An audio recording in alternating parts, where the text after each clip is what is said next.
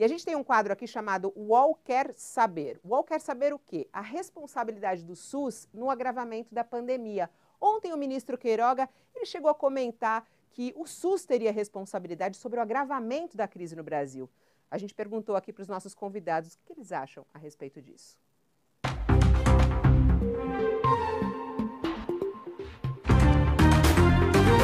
Essa foi uma manifestação muito infeliz do ministro da Saúde. Na verdade, o culpado pelo agravamento da pandemia é o Ministério da Saúde e o Palácio do Planalto, e nunca o Sistema Único de Saúde, que, ao contrário, tem trabalhado incessantemente para corrigir os erros do Ministério da Saúde e do Palácio do Planalto, que insistem em adotar posturas anti-ciência. Na psiquiatria se chama isso de projeção, quando a gente não consegue enxergar em nós as falhas e aponta para os outros. A culpa pelo agravamento da pandemia é toda concentrada no Palácio do Planalto e no Ministério da Saúde, jamais no Sistema Único de Saúde. Ao culpar problemas no SUS pelo agravamento da pandemia, o ministro Marcelo Queiroga mostra que é muito bom em um esporte que seu chefe é campeão: o arremesso de responsabilidade à distância. Mesmo com suas deficiências, o SUS seria capaz de garantir que a Covid não se tornasse a tragédia que vivemos hoje se o governo não sabotasse o combate à pandemia, não promovesse aglomerações, não atacasse o isolamento social, não desincentivasse o uso de máscaras, não cortasse orçamento da saúde pública. O SUS é capaz de vacinar 3 milhões de pessoas por dia, mas para tanto ele precisa de quê? De vacina, coisa que Bolsonaro não garantiu em quantidade suficiente no ano passado. O SUS tem filas, o SUS tem falhas, mas para dar um exemplo, o SUS sempre ofereceu mais de 20 vacinas em todo o território nacional e agora nem que queira, porque faltam vacinas contra a Covid-19 para os brasileiros.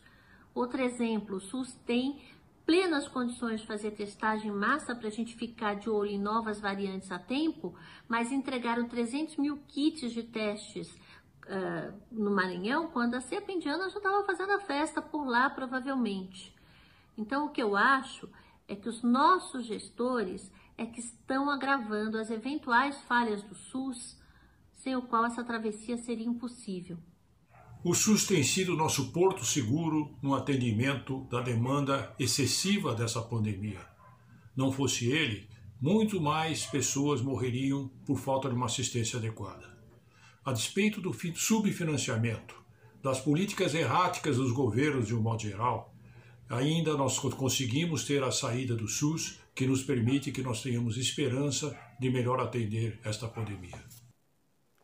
É tão curioso, né? O SUS, nessa pandemia, virou algo tão forte no nosso país, algo que às vezes a gente nem percebia, né?